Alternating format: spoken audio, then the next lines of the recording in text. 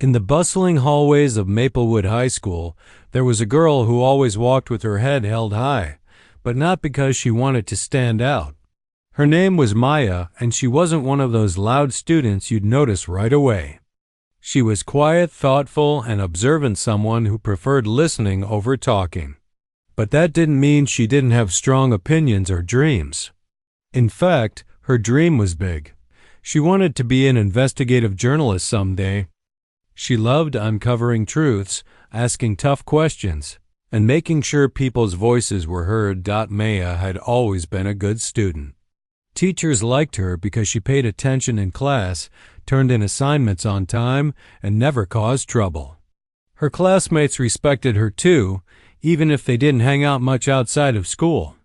They knew Maya was someone you could count on if things got rough. So when something unusual happened one day during English class, no one expected it to spiral into such a dramatic situation. Not even Maya herself. It started innocently enough. The teacher, Mrs. Harper, had stepped out for a few minutes to take an important phone call, leaving the class unsupervised. Most students use this as an opportunity to chat and relax. Some doodled in their notebooks, others whispered jokes across the room, and a few tried to sneak peeks at their phones. Everything seemed normal until Maya noticed something unsettling happening near the back of the classroom. A group of 3 boys was huddled together, laughing loudly.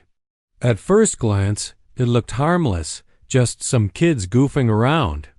But then Maya realized they weren't joking about random stuff. They were teasing Ethan, a boy who sat quietly at his desk, trying hard to ignore them. Ethan wasn't exactly popular. He struggled in most subjects and often stumbled over his words when called upon in class. He kept to himself, and while he wasn't bullied all the time, he was an easy target whenever someone felt like being cruel. The boys' taunts grew louder. "Hey, slowpoke, did you finally figure out how to spell your own name?" One of them jeered, holding up Ethan's notebook where he had written something incorrectly. Another chimed in, "Maybe you should stick to coloring books instead of wasting paper." Their laughter echoed through the room, drawing curious glances from other students. Some giggled nervously, unsure whether to join in or stay silent. Others avoided looking at Ethan altogether, pretending nothing was happening. Maya felt her stomach twist. She hated seeing anyone treated unfairly, especially someone like Ethan, who already had it tough. Sitting just 2 rows away, she hesitated. For a moment. Should she say something? What if the boys turned on her instead? Still, she couldn't sit idly by. Taking a deep breath, she turned around and said firmly, "Leave him alone. Can't you see he doesn't want to deal with you guys?" For a split second, the room went eerily quiet. The boys stopped laughing and stared at her, surprised that anyone would dare challenge them. Then one of them smirked and shot back, "Oh, look who's playing hero now. Why don't you mind your own business?" Another added, "Yeah, maybe you're jealous 'cause we're smarter than both of you losers." Maya clenched her fists under the table, feeling heat rise to her cheeks. She hated confrontation, but she refused to back down. Before she could respond, the bell rang, signaling the end of class. Everyone scrambled to gather their things, and the tension dissolved as quickly as it had built up. As Maya packed her bag, she glanced at Ethan, who gave her a small, grateful nod before hurrying out of the room. Later that afternoon, Maya decided she needed to do more. Ignoring what happened wouldn't solve anything. It might even make things worse for Ethan. She thought about going to the principal, but then remembered that reporting issues directly to teachers was usually the first step. After school, she approached Mrs. Harper, hoping the teacher would understand and offer support. "Mrs. Harper," Maya began hesitantly, clutching her backpack straps tightly, "something happened in class today." "Well, actually, it happens pretty often. Ethan gets teased a lot, and I think it's affecting him. I tried stepping in earlier, but the boys just made fun of me too. To her surprise, Mrs. Harper didn't seem concerned. Instead, she sighed and waved a hand dismissively. "Kids will be kids, Maya. You can't expect everyone to get along perfectly. Just try to ignore it and focus on your work." "But," Maya protested, her voice rising slightly, "it's not fair to Ethan. And it's not okay to treat people like that." Mrs. Harper cut her off with a stern look. "Life isn't always fair, dear. Sometimes you just have to toughen up and move on. Trust me, it'll pass." Maya stood there, stunned. How could someone whose job was to protect and guide students act so indifferent? It felt wrong, almost infuriating. For the rest of the day, she couldn't shake off the conversation. Something inside her told her this wasn't the end of the matter, not by a long shot. That night, Maya couldn't stop thinking about what had happened. She lay on her bed, staring at the ceiling, replaying every detail in her mind. The way the boys laughed at Ethan, the look of hurt on his face, and Mrs. Harper's dismissive response, it all felt so unfair. She kept wondering why no one seemed to care. Wasn't it the teacher's job to step in when students were being treated poorly? Why did people act like bullying was just a normal part of life that everyone had to deal with? Her frustration grew as she scrolled through her phone, trying to distract herself. But instead of finding peace, she stumbled upon something that caught her attention: a news article about students who had stood up against injustice in their schools. One story was about a group of teenagers who started a campaign to raise awareness about mental health after feeling ignored by their school administration. Another featured a boy who exposed corruption in his local education system using social media. These stories lit a spark inside her. If these kids could find ways to make their voices heard, maybe she could too. At first, the idea seemed overwhelming. What could she, just one student, possibly do to change things? But the more she thought about it, the angrier she became. Anger, she realized, wasn't always a bad thing. It could push you to take action. And so, Maya decided she wouldn't let this go unanswered. If adults weren't going to address the problem, then she'd find a way to force them to listen.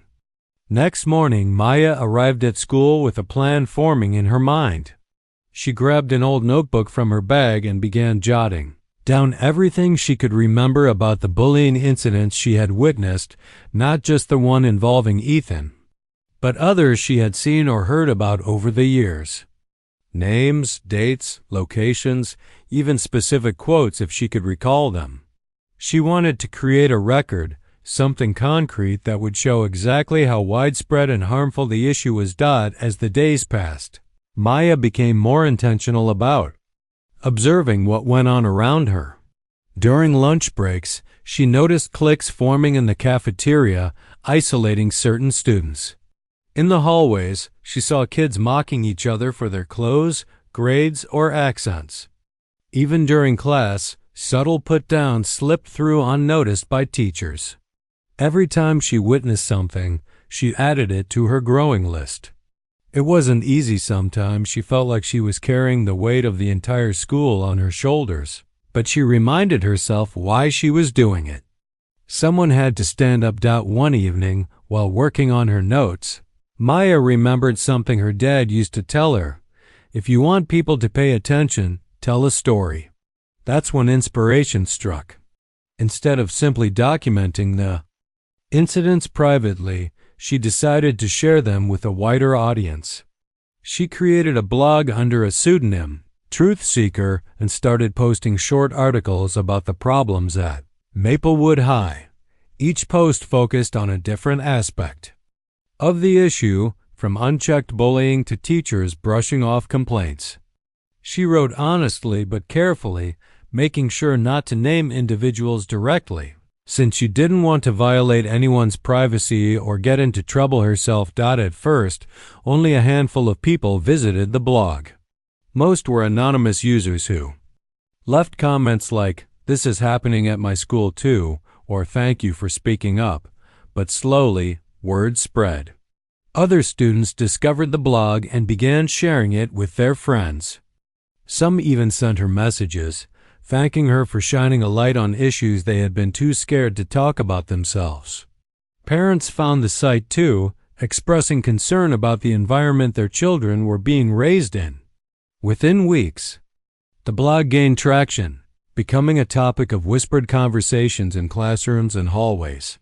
Meanwhile, back at school, things started shifting subtly. People were talking about the mysterious blogger exposing the darker side of Maplewood High. Some praised the effort, saying it was about time someone spoke out. Others grew defensive, especially those who felt implicated by the posts. Teachers exchanged uneasy glances during meetings, unsure whether they should acknowledge the growing buzz or pretend nothing was happening. Maya tried to act normal, keeping her head down and avoiding drawing attention to herself. But deep down, she knew it was only a matter of time before someone figured out it was her behind the blog. She wasn't afraid, at least, not entirely. Sure, there was a part of her that worried about backlash, but another part felt empowered. For once, she wasn't just sitting on the sidelines watching injustice unfold. She was actively doing something about it. One day, as she walked home from school, Maya spotted Ethan sitting alone on a bench near the park. He looked lost in thought, staring blankly at the ground. Hesitating for a moment, she approached him. Cautiously. "Hey," she said softly, sitting down beside him. "How are you holding up?" Ethan glanced up, surprised to see her. "Oh, hey," he mumbled, looking away again. "I'm fine, I guess." "You don't have to lie, Maya," replied gently. "I know things aren't easy for you here." He hesitated, then shrugged. "It's not like it's anything new. People have always treated me this way. I'm used to it." Maya frowned, feeling a pang of sadness. "You shouldn't have to get used to being treated badly. No one deserves that." Ethan gave her a small, grateful smile. "Thanks for sticking up for me the other day. Not many people would have done that." "It's not fair," Maya said firmly, "and it's not okay. I'm trying to do something about it, though. Maybe it won't fix everything overnight, but at least people are starting to notice." Ethan nodded slowly, seeming to understand. They sat there for a while longer, chatting about random things, favorite movies, music, hobbies, and Maya realized how much lighter she felt afterward. Helping someone else, even in a small way, reminded her why she had started this journey in the first place. By the time she got home that evening, Maya felt a renewed sense of purpose. She opened her laptop and began drafting another post for her blog, this one focusing on the emotional toll bullying took on its victims. As she typed, she thought about Ethan, about the countless other students silently suffering, and about the teachers who turned a blind eye. Her fingers flew across the keyboard, fueled by determination. This wasn't just about calling out problems. Anymore, it was about creating real change, and somewhere deep inside, Maya knew she was ready for whatever came next. The buzz around Maya's blog had grown louder than ever. Whispers filled the hallways of Maplewood High, and students couldn't stop talking about the mysterious truth seeker who was exposing the school's hidden problems. Some kids cheered her on, saying it was about time someone spoke up. Others were nervous. What if they ended up being mentioned in one of the posts? Teachers, too, seemed uneasy, exchanging sideways glances during meetings but avoiding any direct discussion. About the growing controversy, Maya tried to keep a low profile, though it wasn't easy. She stuck to her routine, attending classes, jotting down notes, and updating her blog late at night when everyone else was asleep. But she couldn't ignore the tension building around her. It felt like the entire school was holding its breath, waiting for something big to happen. And then, one afternoon, it did. It started during homeroom. Mrs. Harper walked into the classroom with an unusually stern expression on her face. The usual chatter died down quickly as students noticed her mood. She stood at the front of the room, arms crossed, scanning the class with sharp eyes. For a moment, No one said anything. Then, without preamble, she spoke. "I've heard rumors," she began, her voice cutting through the silence like a knife. "Rumors about a student causing trouble online. Someone thinks they're clever enough to hide behind a screen and stir things up. Let me make this clear, if whoever is responsible doesn't stop, there will be consequences." Her words hung heavy in the air. A few students shifted uncomfortably in their seats, while others exchanged curious glances. Maya sat still, her heart pounding in her chest.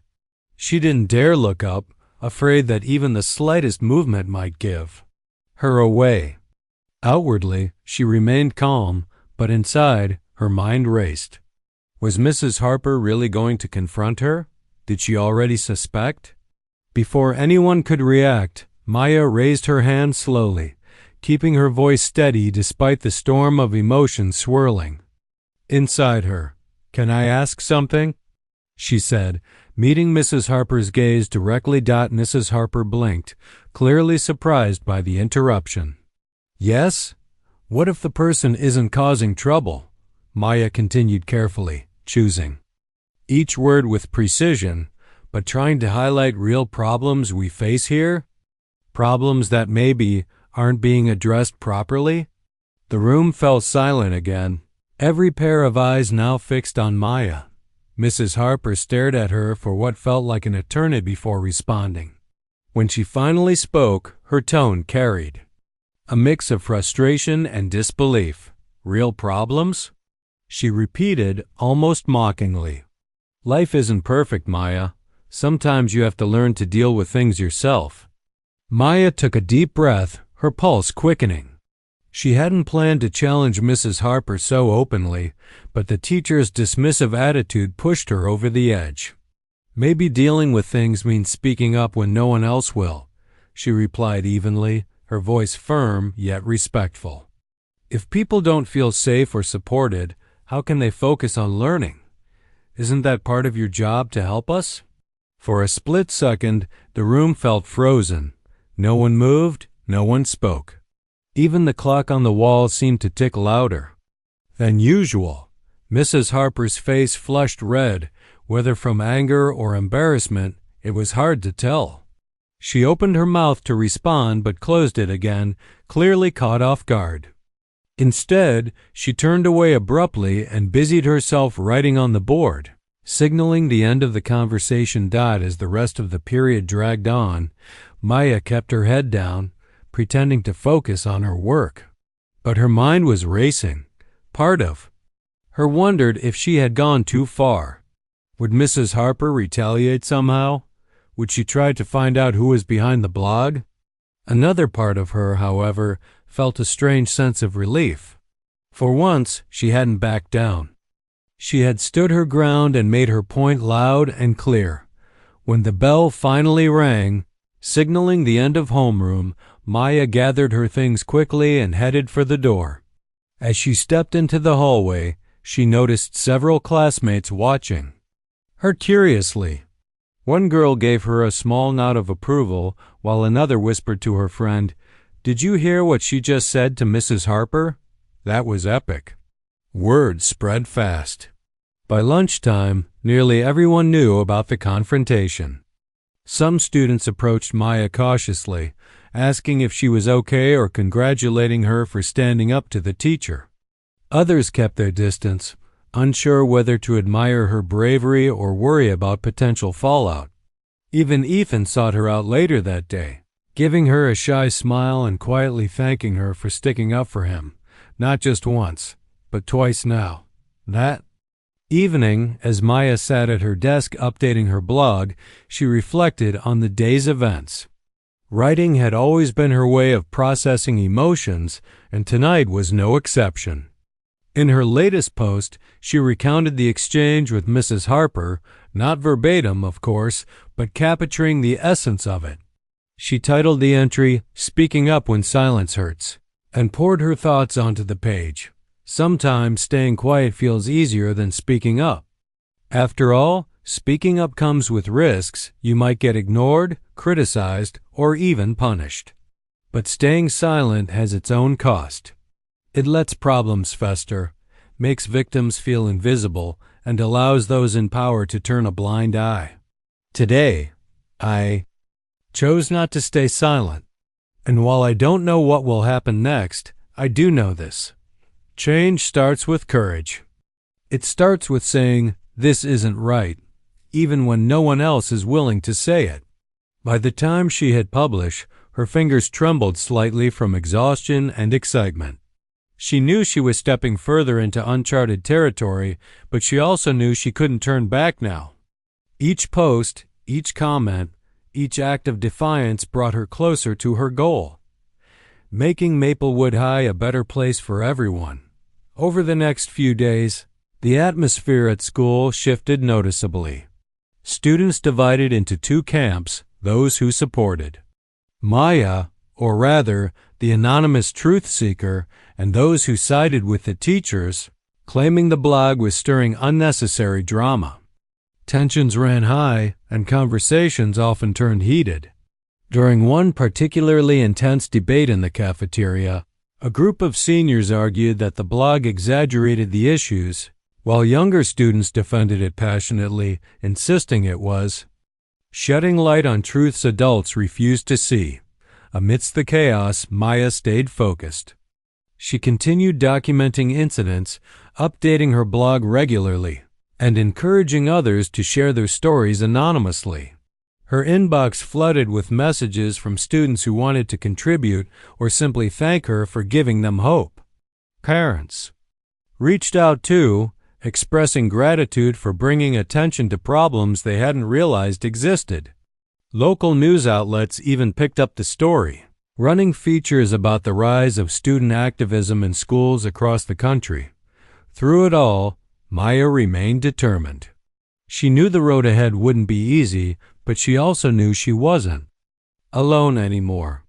Whether it was Ethan smiling at her in the hallway, strangers leaving supportive comments on her blog, or teachers starting to take notice, Maya could feel the tide turning. Slowly but surely, her voice was breaking through the walls of indifference that had stood for far too long. And somewhere deep inside, she allowed herself a small smile.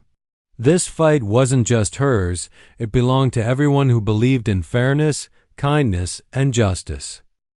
As the days turned into weeks, the buzz around Maya's blog reached a fever pitch.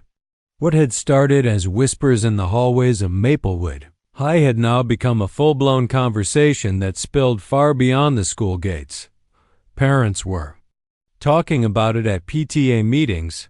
Local news outlets ran stories on the student activists shaking up Maplewood, and even teachers couldn't ignore the growing pressure to address the issues being highlighted online. It was clear that something had shifted, something big. The principal, Mr. Anderson, finally decided he couldn't sit idly by any longer. He called an emergency meeting with his staff to discuss how they should respond. Teachers debated among themselves, some arguing that the blog was exaggerated nonsense while others admitted it brought up valid concerns. Meanwhile, rumors swirled among students about what would happen next. Would there be investigations, suspensions? Or worse, would someone try to shut down the blog altogether? Maya knew it was only a matter of time before the spotlight landed squarely on her. She hadn't told anyone she was behind the posts, but she wasn't naive enough to think she could stay anonymous forever. Still, she refused to panic. Instead, she prepared herself for whatever came next. After all, she had been meticulous about documenting everything: the bullying incidents, the dismissive responses from teachers, the emotional toll it took on victims. If anyone tried to challenge her, she'd have proof to back up every claim. Sure enough, one afternoon after class, Maya was summoned to the principal's office. Her stomach tightened as she walked down the familiar hallway past rows of lockers and curious glances from classmates. When she entered the room, she saw not just Mr. Anderson but also Mrs. Harper sitting stiffly beside him. The air felt heavy, charged with tension. "Have a seat." "Maya," Mr. Anderson said, gesturing toward the chair across from them. His tone was calm but firm, the kind adults use when they're trying to mask their frustration. Maya sat down, clutching her backpack straps tightly in her lap. She glanced at Mrs. Harper, whose arms were crossed and whose expression was unreadable. "We need to talk about the blog," Mr. Anderson began, leaning forward slightly. "It's caused quite a stir, both inside and outside the school. Do you know anything about it?" Maya hesitated for a moment, weighing her options. Denying involvement might buy her some time, but lying wasn't part of her plan. She had always believed in honesty, even when it was hard. Taking a deep breath, she nodded. "Yes, I'm the one who started it." Mrs. Harper let out an audible sigh, shaking her head as if confirming something she already suspected. Mr. Anderson raised an eyebrow, clearly surprised by Maya's directness. "Why did you do it?" he asked, his voice softer now. "You could have come to us instead of going public like this." Maya met his gaze steadily. "I did come to someone," she replied, her voice unwavering. "I told Mrs. Harper about the bullying weeks ago. Nothing changed. No one listened. So I decided to make sure people couldn't ignore it anymore." Mrs. Harper bristled at the mention of her name. "That's not fair," she snapped, leaning forward in her seat. "I gave you advice to focus on yourself and move on. Life isn't perfect, Maya. You can't expect everyone to hold your hand through every little problem." Maya didn't flinch. "This isn't about little problems," she shot back, her tone calm but pointed. "It's about kids feeling unsafe and unsupported. It's about teachers brushing off complaints because it's easier than dealing with them. And yes, maybe life isn't perfect, but shouldn't we at least try to make it better?" Her words hung in the air, sharp and undeniable. For a moment, neither adult spoke. Mr. Anderson rubbed his temples, clearly conflicted. Finally, he turned to Mrs. Harper. "Is what she's saying true? Did she report these incidents to you?" Mrs. Harper hesitated, then nodded reluctantly. "She mentioned something about bullying, yes. But I didn't see it as a serious issue. Kids tease each other, it happens." "And that's exactly the problem," Maya interjected, her frustration bubbling over. "When adults say things like kids will be kids, it makes it okay for bad behavior to continue. It tells bullies they won't face consequences, and it tells victims they don't matter." Mr. Anderson leaned back in his chair, looking thoughtful. "Okay," he said slowly. "Let's say I believe you. What do you want us to do about it?" Maya pulled out a folder from her backpack and slid it across the desk. Inside were printed copies of her notes, pages upon pages detailing specific incidents, complete with dates, times, and descriptions. "This is what's been happening," she explained. "These aren't just random complaints. They're patterns.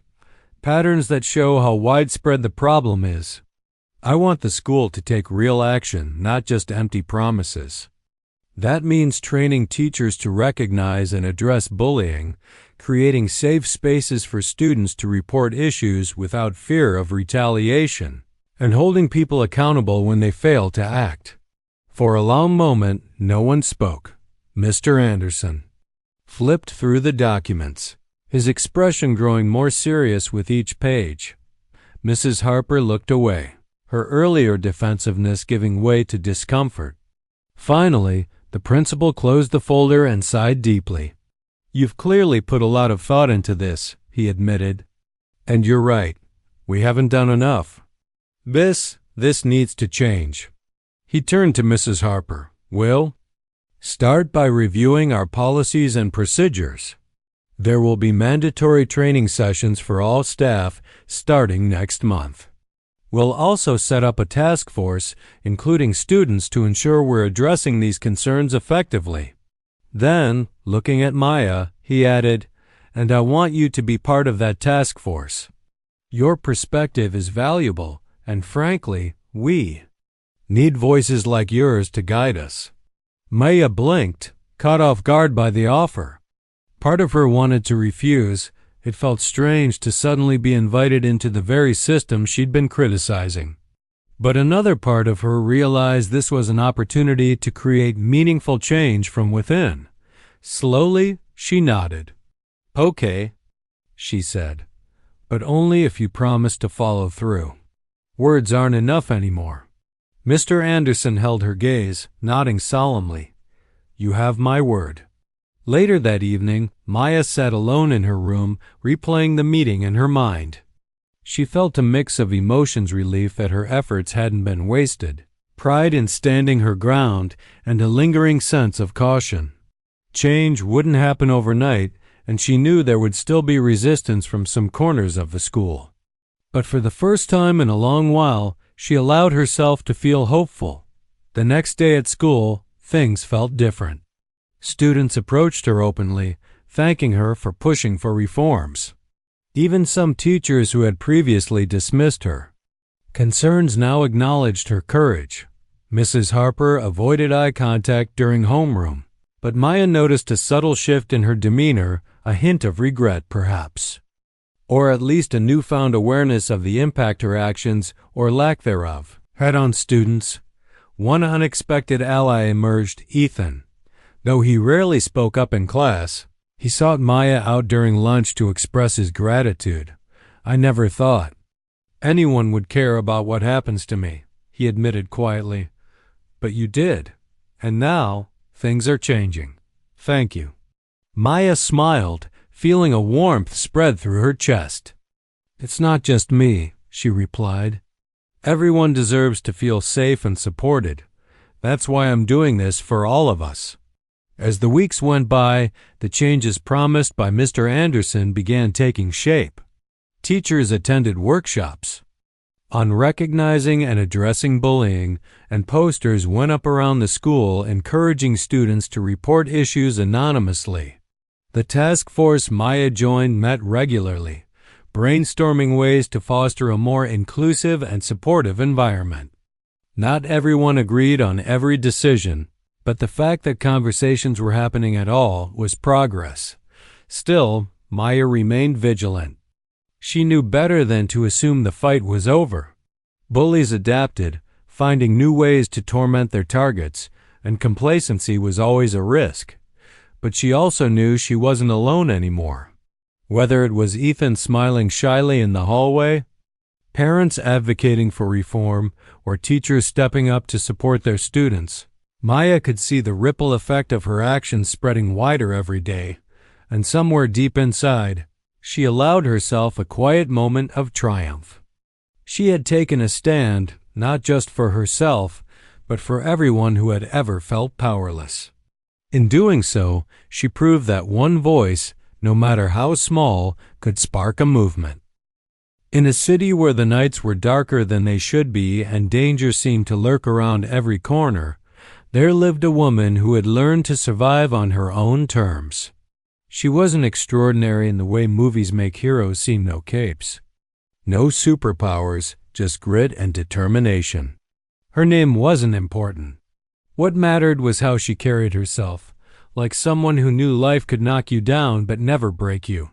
Every evening, after finishing her shift at a small diner tucked away on the edge of town, she'd start her walk home. It wasn't far, maybe 15 minutes if she took the shortcut through the quieter streets. But tonight felt different.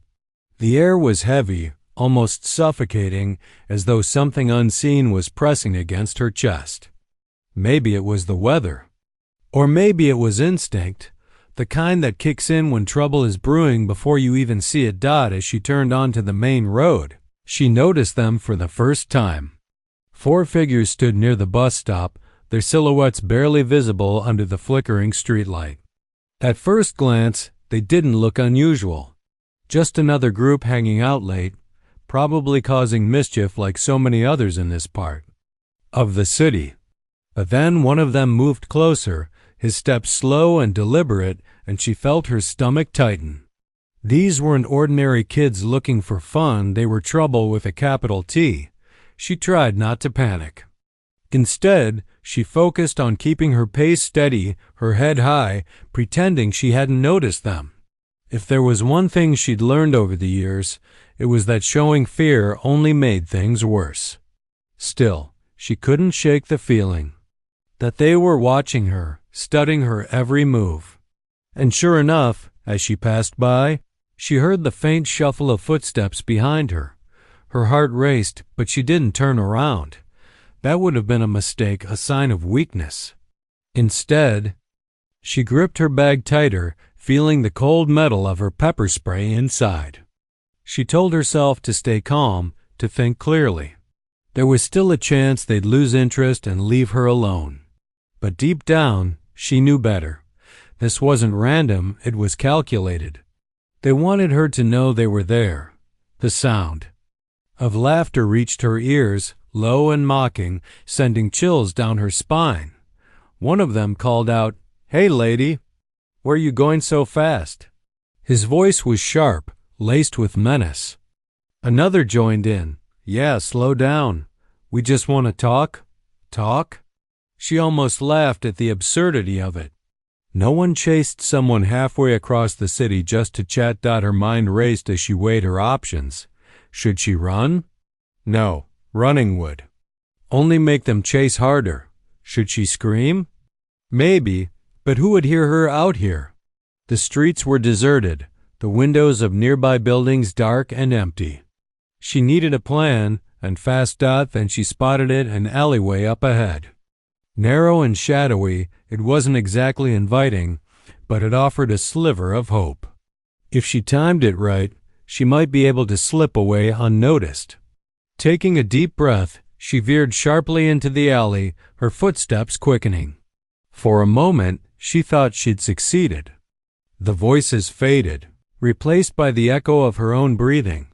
But then came the sound she dreaded most, the unmistakable thud of boots hitting pavement. They were following her, faster now, closing the gap between them.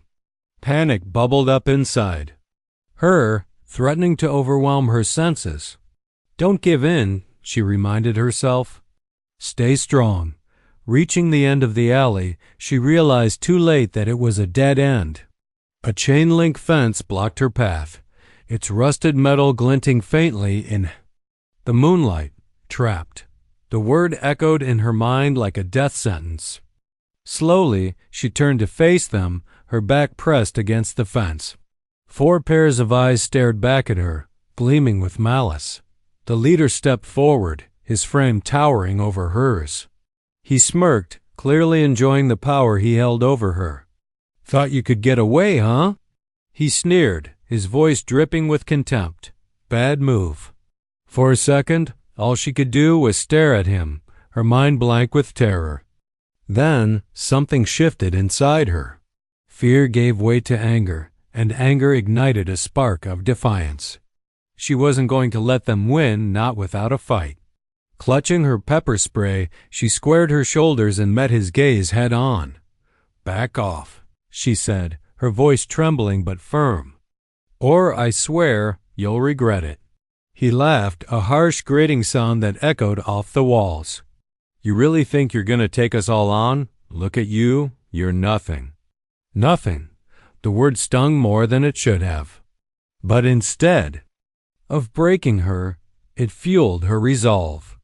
She remembered the hours spent training, the bruises earned from practicing self-defense moves until they became second nature. She remembered the promise she'd made to herself after escaping a past nightmare. Never again would she be a victim. And so, when he lunged at her, she was ready. With swift precision, she sidestepped his attack and swung her arm upward, spraying him directly in the face. He stumbled backward, cursing and claw.